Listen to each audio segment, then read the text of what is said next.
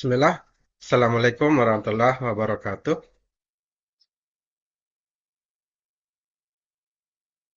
Alhamdulillah. Allahumma shalli ala Muhammad ala ali sahbihi wabarakatuh. Kita lanjut perkuliahan bandar udara. Ini perkuliahan ke-13. Jangan lupa untuk mengerjakan tugas classroom masing-masing materi, tugas besar, dan review artikel ya. Ada 5 artikel di review sesuai dengan file yang saya kirim, file Excel. Mereka diisi 5 artikel. Dan satu artikel dikirim juga. Satu artikel dan 5 eh, diisi di file Excel dalam template review artikel. Nah, kita masuk ke perkuliahan bandar udara menggunakan LMS dan AI ya, AI atau AI. LMS ini kita gunakan ini Classroom. Bandar udara.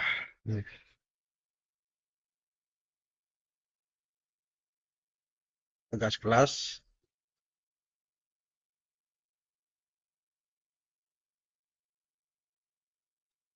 Ada absen sini bisa diisi LMS Classroom. Sekarang pertemuan ke 13, nah, bisa klik lihat lainnya, karena cuma 10 tampilkan, nah ini ada 13. Ada 2 orang absen. Dan evaluasi pembelajaran Anda bisa isi, kepuasan mahasiswa, juga ada evaluasi dan kepuasan mahasiswa dalam perkuliahan. Ini untuk perbaiki kualitas mengajar.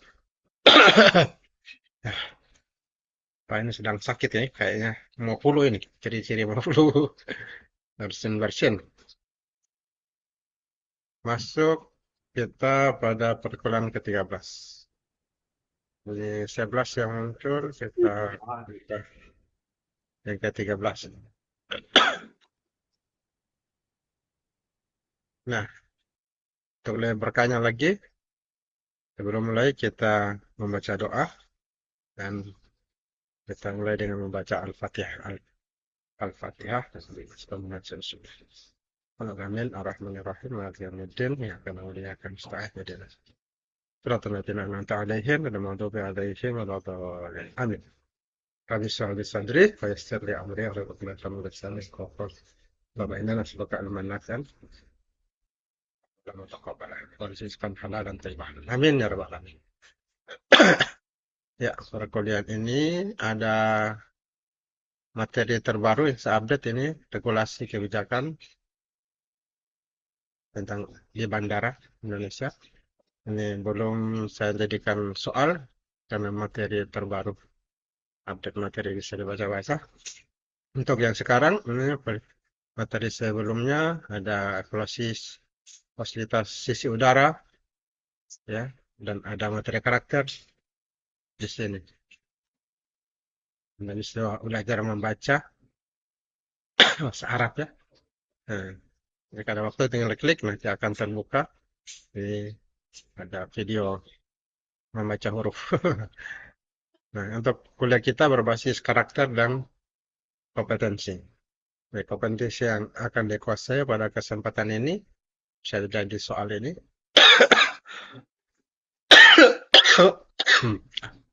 Atau alhamdulillah sakit diampuni dosa-dosa. Nah, ini silakan diisi karakter apa profil mahasiswa. Kemudian ada soal di sini tentang perkiraan pertumbuhan pergerakan pesawat dalam jangka waktu 5 tahun ke depan. Nah, bagaimana menghitung pertumbuhan jumlah pesawat 5 tahun ke depan? Nah, ini sudah pernah menghitung menggunakan rumus. Anda bisa memperkirakan jumlah pertumbuhan penduduk 5 tahun ke depan. Anda bisa memperkirakan juga perkembangan kendaraan 5 tahun ke depan di darat, di laut maupun di udara. Nah, ini untuk pergerakan pesawat pada waktu 5 tahun ke depan. Itu juga kapasitas fasilitas sisi udara. Situasi udara itu ada apron, taxiway, runway ya. Nah, kondisi existing, kondisi yang ada, nah, terhadap pertumbuhan pergerakan pesawat 5 tahun ke depan, kapasitas udara. Ini berkaitan dengan sisi udara yang dipelajari pada kesempatan kali ini. Kemudian untuk kompetensi, untuk karakter, Anda bisa ambil pesan dari kisah Nabi Isa alaihissalam. Nah ini kita belajar menggunakan LMS dan AI. LMS kita bisa buka classroomnya. Sudah ada di sini. Karakter misalnya yang pertama kita pelajari apa pesan yang bisa diambil dari Nabi Isa alaihissalam. Nah ini muncul dia, kebetulan jaringan bagus. Dan Anda bisa ketahui tentang tujuan pendidikan. Jadi, kita diharapkan memiliki watak karakter ya, terbentuk karakter watak akhlak di pekat yang baik, yang mulia. Di samping, ya, cakap ya, cakap itu pintar, cakap. Jadi harus beriman kepada Tuhan Maha Esa, berakhlak mulia, sehat, dan ilmu, cakap, ya. Pintar, kreatif, mandiri. Nah, sudah jelas di sini. Jadi paling penting dalam pendidikan itu menghasilkan output orang yang berkarakter dan berakhlak. Ini kisahnya silakan dibaca. Ada jawabannya di slide-slide bagian akhir. Nah ini, di antaranya Anda bisa ketahui dengan membaca kisah tersebut. Bahwasanya kita mahasiswa untuk yang Muslim ini yakini Allah Ta'ala hanya satu, yang Muslim, yang Islam. Begitu juga dalam memahami dalam pemahaman Islam itu Isa alaihissalam itu adalah hamba utusan Allah. Dia nabi dan rasul, bukan anak Tuhan. Kemudian ketiga, mahasiswa Islam yang Muslim juga ya percaya Nabi Isa alaihissalam nanti akan turun. Jadi Nabi Isa alaihissalam sekarang diangkat ke langit dan akan turun sebagai tanda akan tibanya hari kiamat. Nah, ini kalau kita ambil dari classroom. Kita juga menggunakan AI ya, bisa menggunakan AI. Anda bisa menggunakan banyak aplikasi sekarang ini, di antaranya ChatGPT, ada juga Copilot, ada Agnes, ada Dola, Cici, ya, Perplexity. Nah, apa yang Anda pernah gunakan untuk AI? Nah, ini saya menggunakan Copilot atau Copilot. Nah, kesan hikmah dari kesan Nabi, Nabi Isa alaihissalam. Saya juga pakai ChatGPT. Dan juga bisa menggunakan WA. Ada Meta AI. Ada lingkaran seperti roda warna-warni. Anda tinggal klik itu. Dan kemudian tuliskan pertanyaan. Maka dia akan jawab. Nah ini jika kita melihat pada ChatGPT dijawab tentang pesan hikmah dari kisah Nabi Isa alaihissalam. Yang pertama keimanan pada Allah Ta'ala. Ya. Allah Maha Kuasa atas segala sesuatu. Dan manusia itu lemah, membutuhkan yang lain. Dan kita beriman bahwasanya yang Maha Kuasa, yang Maha Kuat itu ya itulah Tuhan. Maka kita yakin Tuhan itu ada. Manusia misalnya berusaha, Tuhan Allah yang Maha Kuasa. Kemudian keteladanan dalam kesucian dan sederhana. Dari pribadi Nabi saya ini zuhud, rendah hati, dan terpikat oleh dunia. Kemudian kekuatan doa dan tawakal. Lalu mengandalkan doa dan tawakal. Akan membuat ketenangan dan berhasil. Kemudian kelembutan dan kasih sayang pada sesama. Berikutnya kesabaran menghadapi penolakan dan fitnah. Dan sabar dalam menjalankan misinya walaupun ditolak penguasa dan rakyatnya. Dan cuma sedikit yang mendukungnya, cuma beberapa orang. Bahkan dikejar-kejar oleh penguasa saat itu. Jadi luar biasa kesabaran yang perlu kita amalkan. Kita contoh sebagai amalan yang bisa kita amalkan hari ini. Begitu juga prioritas dalam hidupnya itu ibadah, ketakwaan. fokus pada ibadah, mengajarkan manusia, dia fokus ilmu ya, mengajarkan dan mencari ilmu. Dengan adanya ilmu kita bisa membedakan yang benar salah, yang harus dan tidak harus, yang penting tidak penting, mana mendesak dan mana tidak mendesak, yaitu dengan ilmu. Kalau tidak ilmu maka kebijakannya akan keliru. Yaitu fokus hidup kita itu menuntut ilmu, mengajarkan, menuntut ilmu, belajar lagi, belajar, mengajarkan, mengamalkan, belajar lagi terus begitu. Belajar, ditahu, diamalkan, diajarkan. Dan sabar dalam ketiganya, sabar belajar, sabar mengamalkan, sabar mengajarkan. Jadi mengajarkan kebenaran, bukan popularitas.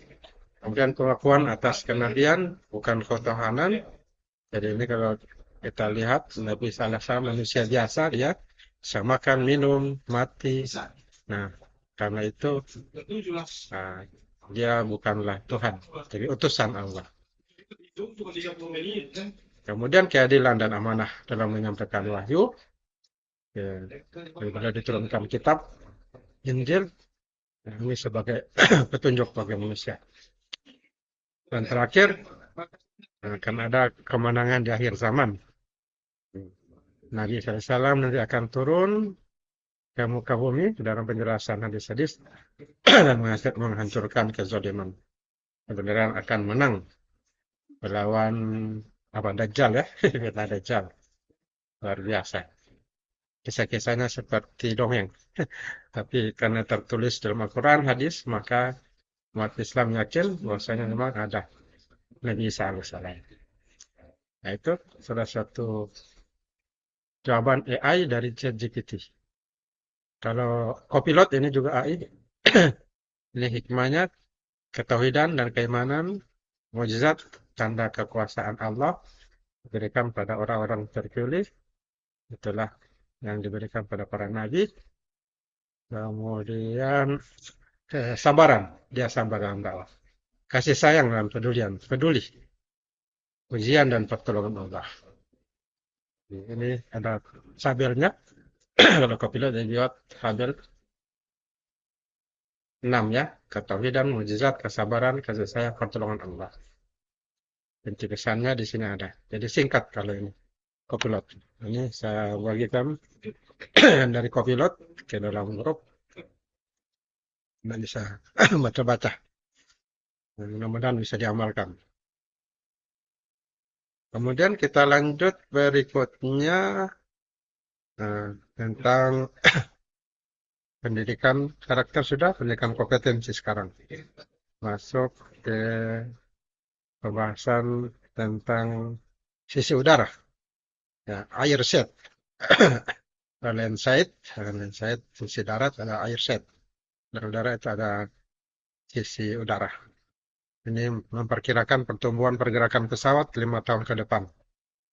Ya, dan fasilitas sisi udara 5 tahun ke depan juga pertumbuhan pergerakan pesawat. Ini bisa kita kembali ke LMS Classroom. Ya, tutup ini materinya, kita buka satu materi yang pernah dijadikan tugas akhir oleh mahasiswa yang meneliti tentang fasilitas sisi udara. Yang dulu evaluasi fasilitas sisi udara Bandar Udara Samsudin Nur, Banjarmasin dalam memfasilitasi pertumbuhan pergerakan pesawat. Ini karya Muhammad Habib. Oh, Rudi. Ya, ada 2 dosen pembimbingnya. Dia kuliah di ITS, Institut Teknologi 10 November. Ini saya dapat tahun 2019, 2018. Ya, selesaikan 2019. Itu bahasanya. Nah, di sini membahas tentang evaluasi pada udara, sisi udara, fasilitasnya yang dievaluasi. Nah, untuk mengetahui isinya, kita bisa lihat pada ringkasan. Nah, jadi abstrak ini, ya ini ringkasan dari penelitiannya. Nah, di sini ditulis bahwasanya Bandar Udara Samsudin Nur Banjarmasin mengalami peningkatan kebutuhan angkutan udara setiap tahun meningkat. Peningkatan tersebut mengakibatkan penurunan kemampuan fasilitas sisi udara dalam memfasilitasi pertumbuhan pergerakan pesawat. Jadi jalannya Runway-nya tetap, taxiway-nya tetap, tetapi pertumbuhan orang bertambah banyak. Sehingga perlu dilakukan pengkajian pengembangan fasilitas sisi udara. Mana direncanakan pengembangan fasilitas landasan pacu. Landasan pacu itu apa? Runway ya. Landasan hubung itu apa? Taxiway ya. Nah, termasuk landas hubung keluar dan landasan parkir. Nah, ini apronnya parkir. Sesuai rencana induk nasional Bandar Udara Samsudinur tahun 2011. Nah, dalam rencana pengembangan fasilitas sisi udara ini digunakan ramalan 5 tahun, tahun 2020, sebagai dasar pengembangan fasilitas. Nah, jadi direncanakan pengembangan fasilitas udara ini metode Federal Aviation Administration, ini FAA. Ini pernah dipakai mahasiswa Unismu, teknik Unismu meneliti di Bandara Amiruddin, ya, Blok. Karena digunakan. Kalau salah ada di classroom itu, tugas akhirnya. Dia lihat di sisi geometriknya, geometrik jalan, tebal perkerasannya. Nah, jadi ada mata kuliah khususnya, geometrik jalan ada, perkerasan jalan ada juga. Nah, ini dia lihat dari situ. Dia menggunakan software FAA, FR5. Nah, jadi perkerasan, dia rancang menggunakan perkerasan lentur. Perkerasan lentur itu adalah apa? Perkerasan bahan ikatnya aspal ya. Kalau perkerasan kaku, apa itu? Perkerasan yang bahan ikatnya semen. Ya. Jadi kalau lentur berarti bahan ikatnya aspal. Nah, ini perkerasan lentur sebagai landasan pacu, landasan dan landasan hubung. Jenis perkerasan menggunakan perkerasan kaku itu pada landasan parkir apron. Landasan pacu juga runway. Apabila jenis perkerasan lentur tidak memenuhi kriteria. Kemudian setelah dihitung, didapatkan bahwasanya geometrik jalan pacu, landasan pacunya apa? Runway landasan pacu 3 kilo, 3.000 meter, 45 meter lebarnya, 3.000 kali 45 meter. Tebal perkerasan lenturnya, nah ini panjang 500 meter, 740 mili, 74 cm ya, 74 cm tebalnya. Metode digunakan FAA. Penamaan letak landas hubung itu pada istilah 2 100 dan 3 100. Landasan hubung itu taxiway ya. Jadi dihafal di luar kepala ini. Taxiway itu jalan dari landasan pacu runway ke apron, tempat parkir pesawat. Yang lebarnya landasan hubung 25 meter, tebal perkerasannya 73 cm, itu 30 mm. Untuk parkirnya, landasan parkir apron dikembangkan menjadi 306 meter kali 154,8 meter. Nah, ini luas ya. Tebal perkerasannya 56 cm atau 50. Nah, ini hasil penelitiannya. Nah, untuk mendapatkan jawaban ada di dalam tentunya. Jadi ini sebuah penelitian, ada abstraknya ya. Indonesia bahasa Inggris. Ini juga contoh tugas akhir ya. Kalau meneliti tugas akhir seperti ini. Ada kata pengantar, ya. Rekodnya daftar isi. Nah, ini bab 1 pendahuluan, bab 2 tinjauan pustaka. Ini teorinya ya. Ini Anda bisa baca. Tentang pesawat terbang, landasan pacu runway-nya, dan seterusnya. Ini teorinya lumayan banyak. Kita bisa membaca taxiway, ya, apron ada, dan seterusnya. Termasuk lapisan perkerasan. Ada base course, ya, sub-base course. Nah, Anda sudah tahu itu subgrade apa? Subgrade tanah dasar, sub-base course itu lapisan pondasi bawah, base itu base course lapisan pondasi atas. Kalau di atasnya lagi itu surface course, lapisan penutup ini atau hot mix asphalt surface. Nah, dia pakai ACWC ini, campuran aspal panas di atas. Karena perkerasan lentur ya. Ada metodologinya bab 3 ini. Ini susunan tugas akhir begini, metodologi. Ya, konsep penelitiannya dibahas di sini, metodologi. Tahapan penelitiannya, perencanaan. Kemudian pengumpulan data, bab 4 dan pengolahan. Nah, di sini diambil data dan diolah. Dan bisa tahu cara menghitungnya di sini, di bab 4.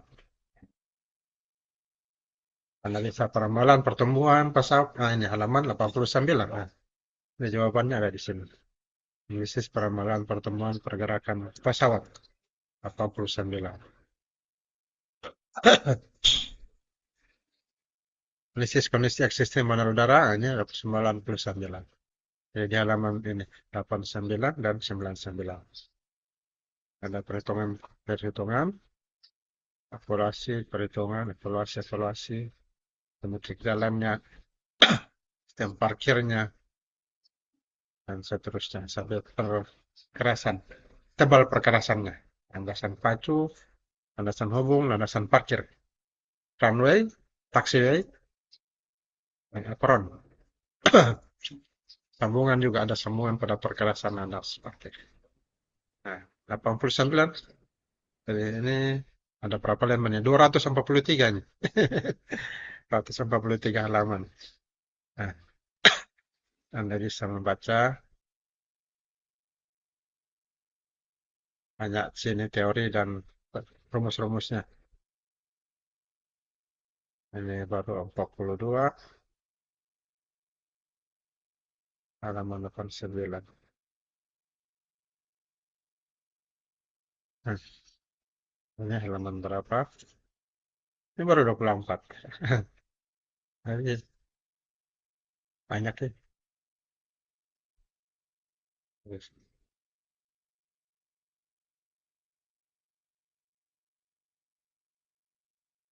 77. Ini baru 77.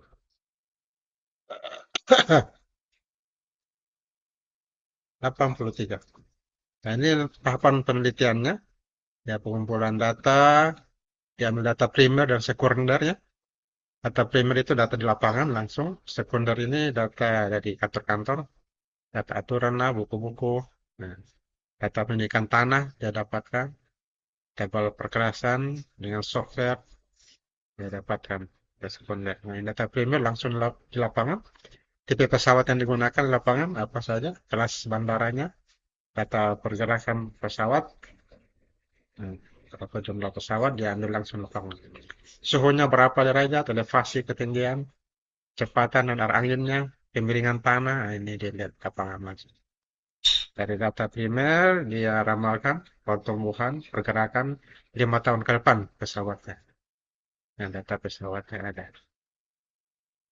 Kemudian merencanakan dimensi geometrik jalan. Baik runway, taxiway, ada exit taxiway, apron, atau DFA.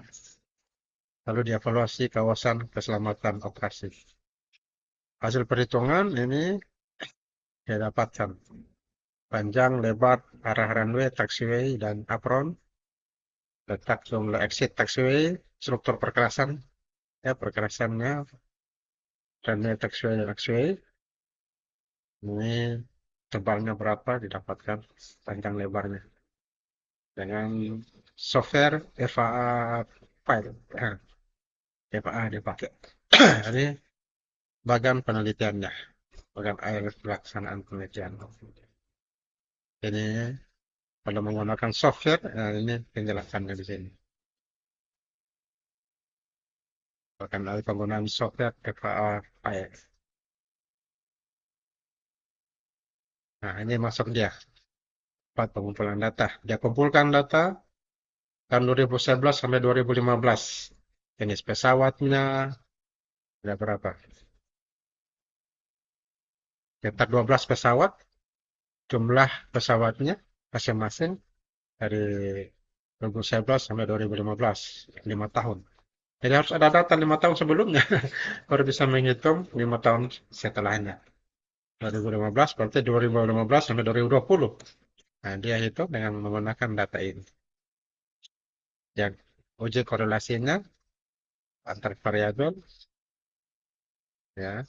Ini menggunakan SPSS, A0 dan HA. Ini kalau Anda pelajari SPSS, Anda akan tahu caranya uji korelasi ya antar variabel. Bisa juga menggunakan Excel, ada rumusnya dengan masukkan di Excel. Datanya Anda bisa korelasi, uji korelasi dan regresi. Nah, ini peramalannya. Skenario perkiraan peramalannya, 3 persamaan regresi. Ini skenario 1, 2, 3. Skenario 1, Y sama dengan A tambah B X1. Skenario 2 ya, Y sama dengan A tambah BX2. Untuk yang ketiga, Y sama dengan A tambah BX1 tambah CX2.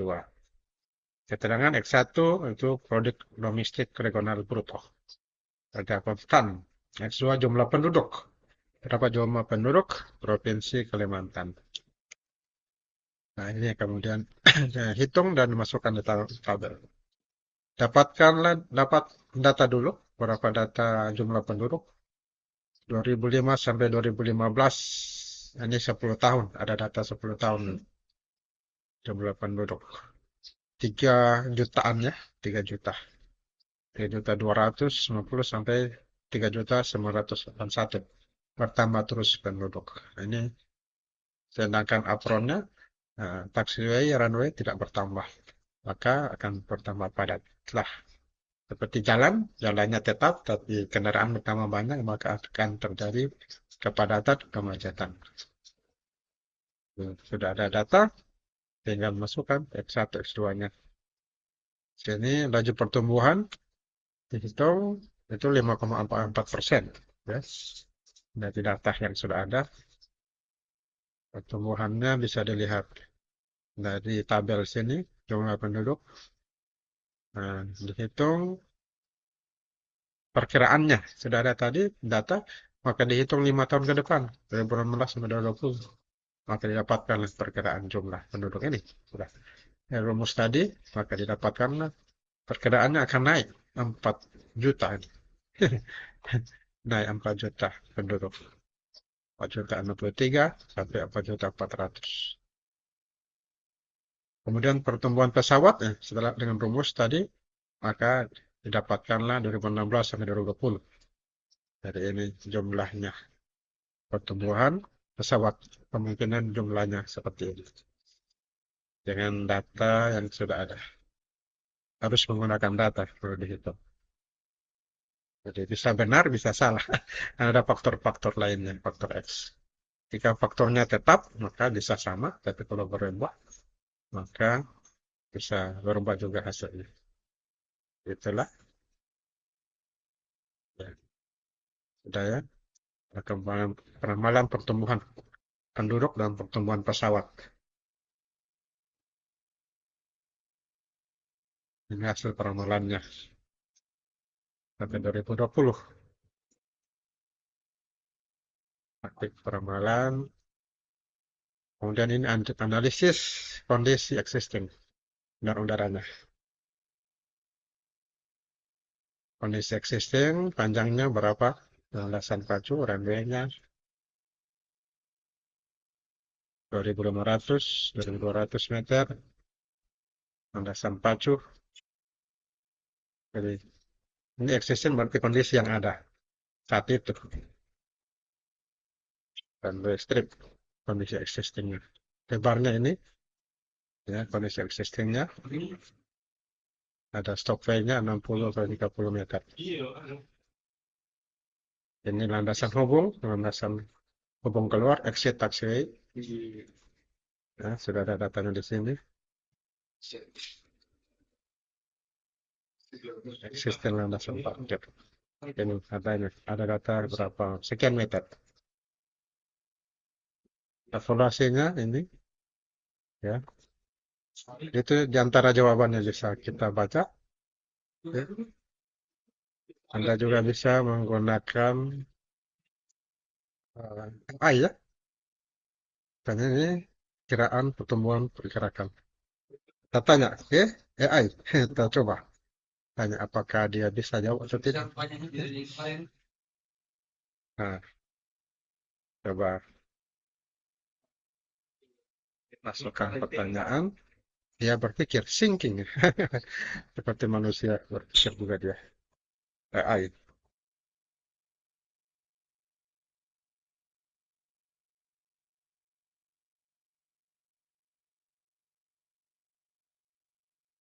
Nah, ini AI-nya sudah berpikir dia. Dan bisa kita lihat hasilnya. Perkiraan pertumbuhan pesawat ya, 5 tahun ke depan. Rough movement take off and landing.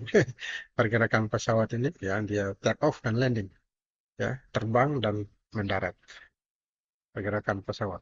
Aircraft movement. Yes, keren istilahnya. Ini bahasa Bugis ya. Jadi skenario-nya ini perkiraan kondisi yang mendukung dan dampak ke bandara. Jadi, perkiraannya ini menurut AI Copilot ini. Dia lihat dari konservatif, dasar, dan optimistis. Perkembangan ada 34%, 56%, 79%. Ini optimis dia 79%. Yang mendukungnya apa? Faktor-faktor mendukungnya.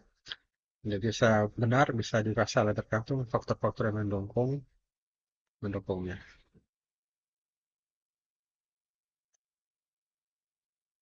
Jadi yang gerakan pertumbuhan itu di sini dijelaskan ekonomi dan pariwisata. Jadi banyak yang datang, pariwisata bisa meningkat. Jumlah orang yang di bandara, nah ini tentunya pertumbuhan akan berkembang. Masyarakatnya, ekspansi maskapai, ini sudah dibuka ke tempat lainnya, maka akan masuk lagi. Wah, bertambah jumlah orang baru yang baru di bandara udara. Walaupun bukan masyarakat setempat, tapi meningkat jumlahnya orang. Tetap konektivitas regional, semuanya perjalanan lewat bandara itu, nah ini meningkatkan traffic di bandara. Efisiensi operasional juga dari pesawat, jumlah pergerakan untuk volume penumpang yang sama, dan kapasitasnya lebih besar, nah ini juga yang diperlukan untuk bertambah. Jadi masing-masing ini jawabannya sesuai dengan literatur masing-masing. Jadi dia tidak menggunakan rumus ini. Dia menganalisis dengan fakta-fakta yang ada, bagaimana jumlah orang di bandara meningkat. Akan dilihat dari jumlah penduduk. Ini dia bahas risiko penahanan laju dan cara cepat memperkirakan bandara. Nah, ringkasannya dalam 5 tahun, skenario dasar itu pertumbuhan pesawat 5-6% per tahun. Lokasi dan pariwisata berkembang, kalau wisata berkembang, dia berkisar 7-9% tingkatan pesawat. Kemudian bisa bertahan 3-4%. Jadi perkembangan itu tergantung juga ada variabel-variabel yang lainnya, bukan cuma jumlah penduduk, tapi bisa dilihat juga dengan pariwisata. Pertumbuhan pergerakan pesawat dilihat dari pariwisata juga bisa berkembang 7-9%. Nah, ada yang lain, ada sisi lainnya juga perlu dilihat. Jadi masing-masing memiliki variabel-variabel. Dan itu kalau diteliti cuma satu variabel, tentunya kemungkinan meningkatnya itu agak bisa benar, bisa salah. Kalau semuanya variabel diambil, nah kita bisa memperkirakan dengan lebih tepat, lebih teliti. Karena semua sisi dilihat, bukan cuma jumlah masyarakat. Ini perkembangan penduduk bisa juga dari luar. Pariwisata masuk, nah bertambah penduduk juga. Urbanisasi, nah, menambah juga jumlah penduduk. Kalau dari AI ini ChatGPT ini juga dia bahas tentang perkiraan pertumbuhan pergerakan pesawat berdasarkan data dan proyeksi pelaku industri penerbangan global. Ini menggunakan data dari internasional penumpang udara itu melonjak. Signifikan. Data-data ini Asosiasi Internasional, Asosiasi Transportasi Udara Internasional. Ada data dari ACI Watt, ACI Watt, ACI Watt. Juga dari industri manufaktur, ya, proyeksi dari Airbus, ini 3,6% per tahun. Proyeksi 5 tahun ke depan ini dibuat dalam tabel. Ini indikatornya lagi beda. Pertumbuhan penumpang udara global, pertumbuhan lalu lintas penerbangan, take off landing, permintaan pesawat baru, pertumbuhan regional lain. Dalam 5 tahun ke depan ada 3,5%. Ya, ada fleksibel, fleksibel dia tidak tentukan, bisa berubah-ubah, bisa 3, bisa 6, bisa 1%, ya, fleksibel. Permintaan pesawat ya terus meningkat. Ini masing-masing variabelnya dilihat. Perhitungannya disesuaikan dengan variabel masing-masing. Apa faktor pemicunya menurut ini ChatGPT? Nah, ini ada 5 ya faktor pemicunya. Kemudian ada variabel ya, bisa mempengaruhi kecepatan penduduk. Ini ada 4 ya. Harga bahan bakar, situasi ekonomi, kapasitas infrastruktur, faktor eksternal di pandemi. Kalau pandemi ya pasti turun. Nah, jadi bukan cuma faktor pertumbuhan penduduk, ada juga faktor lainnya yang bisa memperlihatkan perkembangan jumlah penduduk dan jumlah pesawat. Kalau tiba-tiba ada virus masuk, maka ditutup ya, kosong lah penerbangan tutup. Nah, dan seterusnya. Ya, bisa kopikan ke WhatsApp. Tambahan bacaan.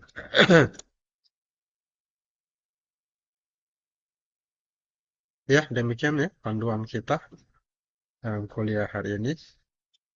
Mudah-mudahan bermanfaat. Jangan lupa dikerjakan tugasnya. Ya, Pak absen.